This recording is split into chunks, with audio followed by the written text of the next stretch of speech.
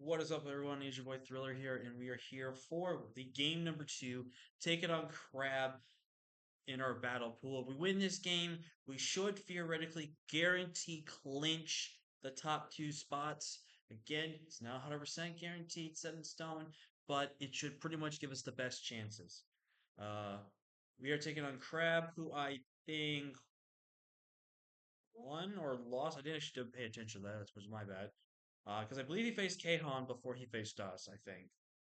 Um, but this was the one matchup I felt pretty confident in. I felt this was my best matchup of the three pools. So we go from my worst matchup to my best matchup, and then we're gonna go to the matchup which is kind of neutral, where it's both good and bad. So it should be very interesting seeing that one. But the reason why this one's gonna be a little post comment, I did have a little bit of pain in my mouth. It's kind of more like my tooth or my teeth. I don't know if it's just because of cavity or just some random pain I'm feeling type of thing. So I didn't really feel like I wanted to talk for a long period of time. So I'm gonna probably rush through this build and just kind of go from there. Um, but I'll hopefully try to get a postcom going in next week. Postcom, like a live battle against Jamal for the third and final game. Like I said, I think we can guarantee clinch with a win here. But if we lose, then we have to beat Jamal in order to make the playoffs. So the brackets is what I meant to say. So real quick, I'm gonna go ahead and show you guys the team here. We have our Amel the Ogre Pawn, basically max speed to speed type. Oh, I forgot to put the forward in four in the whatever, it didn't really matter. But we have Ogre Palm with Lumberry. It's basically designed to stop anything from toxicking or potentially thunder waving me, so we can be able to get the swords ends off with our boost. This is obviously our target Terra Captain in this matchup. We got Nexus and Magirna here, designed to basically outspeed everything that's been speed creeping my Ogre Pawn and just go from there. With Dazzling Gleam or Sphere of Flash Cannon, just basically three moves that checks everything on my opponent's side. We've got Lugia here with multi-scale, which actually was not a multi-scale for the longest, was not the rule of battle, but I changed it. Primarily physically defensive. With Subcom Mine, Subcom Mine just really wins in this matchup. It kind of just really puts my opponent on the bad end of the foot there. Aeroblast and Aura Power is all they really needed for this matchup. Really does really well into my opponent's team. We got John Jr., the Grim Snarl here, which very risky set that I'm bringing this week. It's the first time ever I'm doing this. Hopefully, the only time I'll ever have to do this. We're running a fully support Grimsnarl this week with dual speeds, Parting Shot, and Thunder Wave.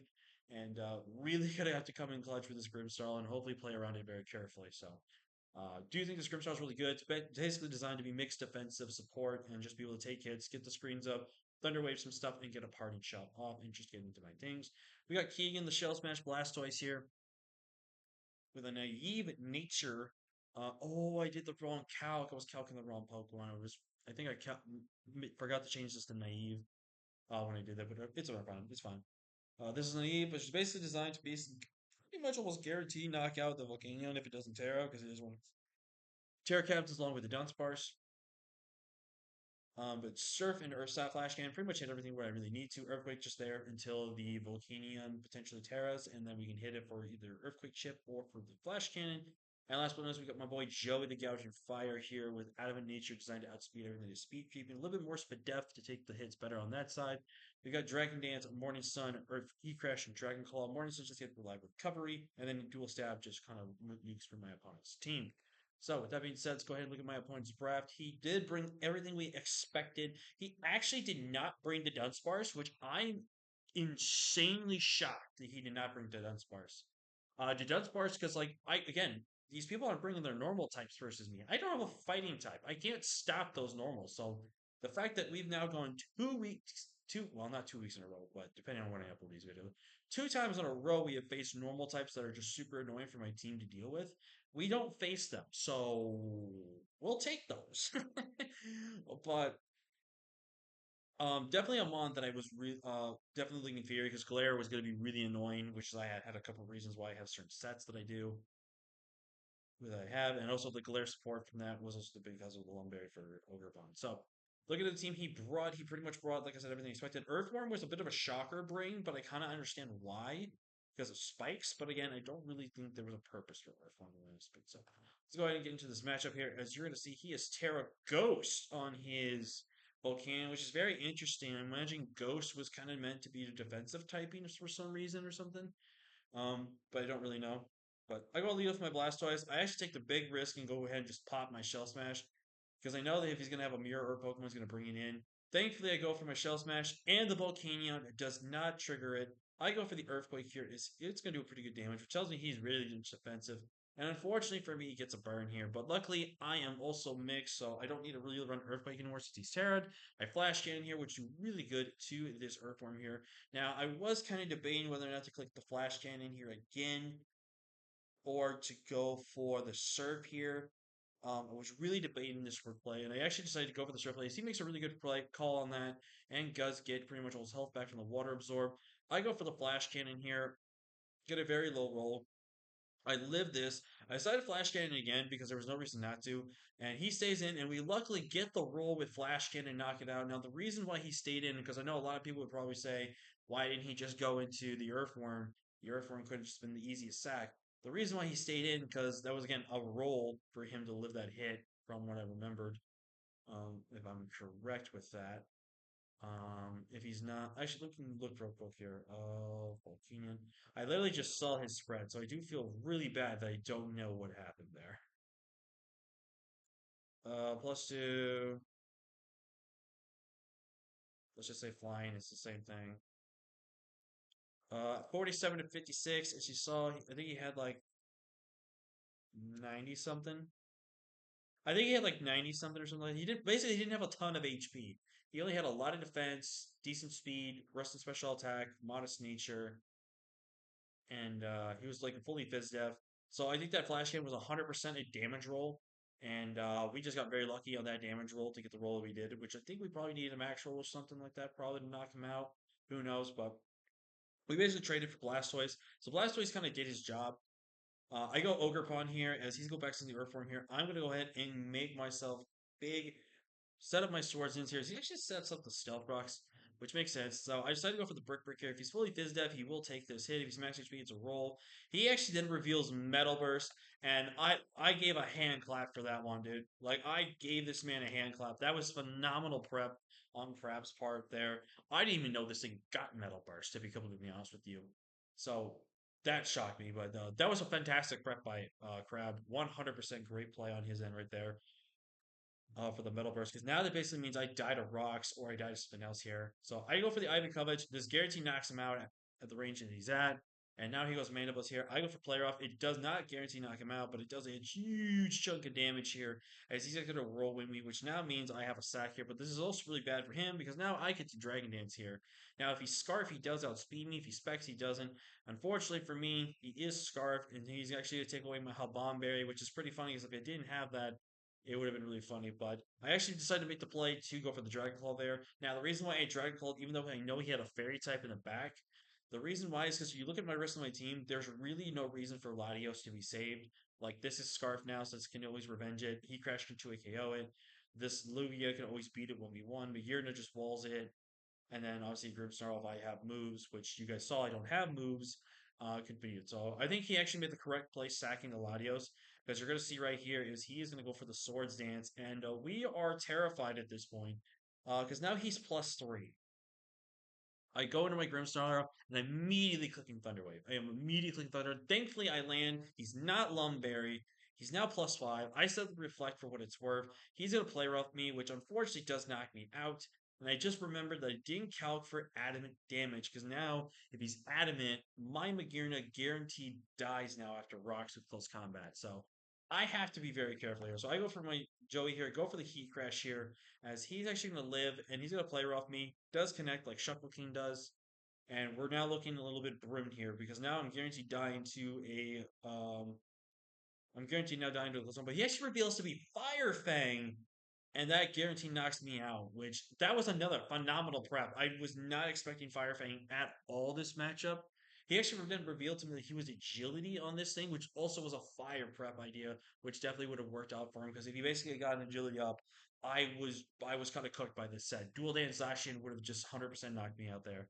So really bad for us now. But now it's up to Lugia, the Uber that everyone said was bad.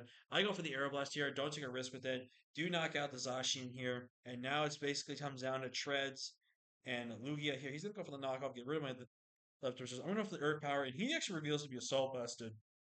He goes for the Bolt Switch. I wish I had went with my gut to go for Aeroblast here, but I did not take the opportunity to do it. I felt like Earth Power was safe. I Aeroblast here, knock him out, and I want you to know that he was specially defensive Mana Buzz with only 184 Spadef investment and almost max HP, but he was not max HP.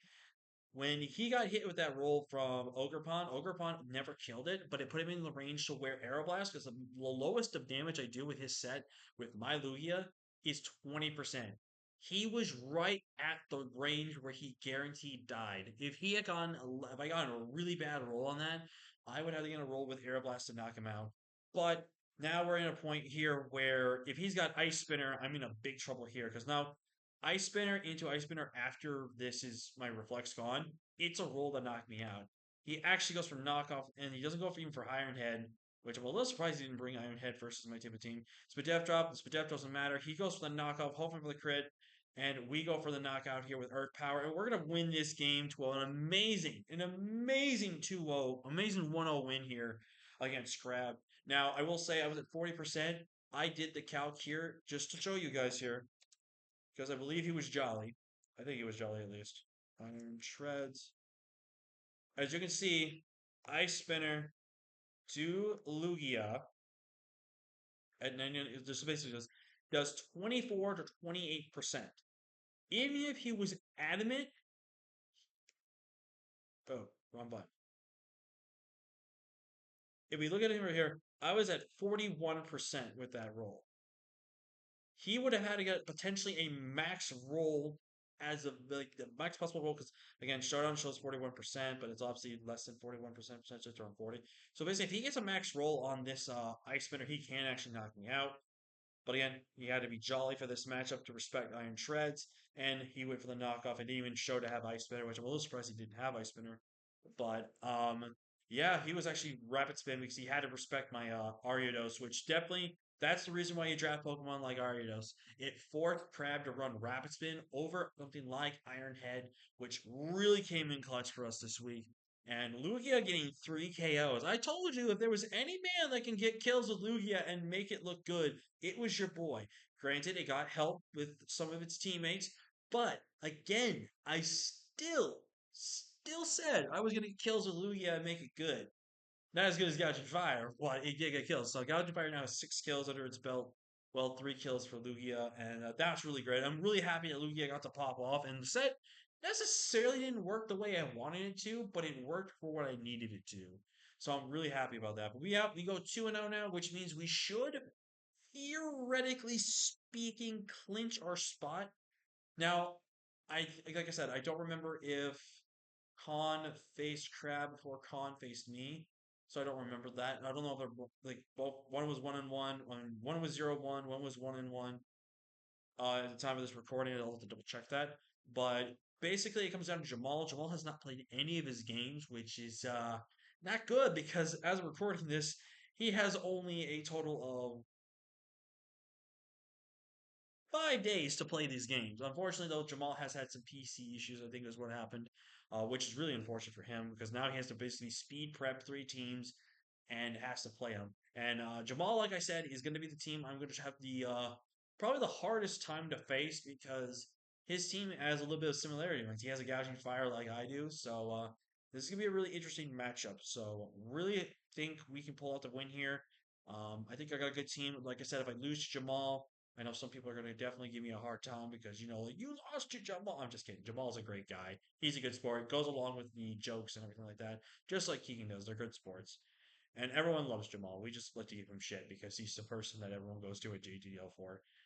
But I'm looking forward to facing Jamal. I know Jamal likes, goof around in chats, but he's definitely a solid player. Um, so definitely looking forward to that match. It's definitely going to be a really tough one, but like I said, I think we have some good pieces into it. We also have some rough, but I think we can definitely do it. But yeah, that's gonna be from me, guys. Thank you so much for watching. Like, comment, share, subscribe, and I'll see you guys for Game 3, where we'll most likely make the brackets. But who knows? Losing Jamal could knock us out. You never know. But yeah, I'll see you guys next time. Peace.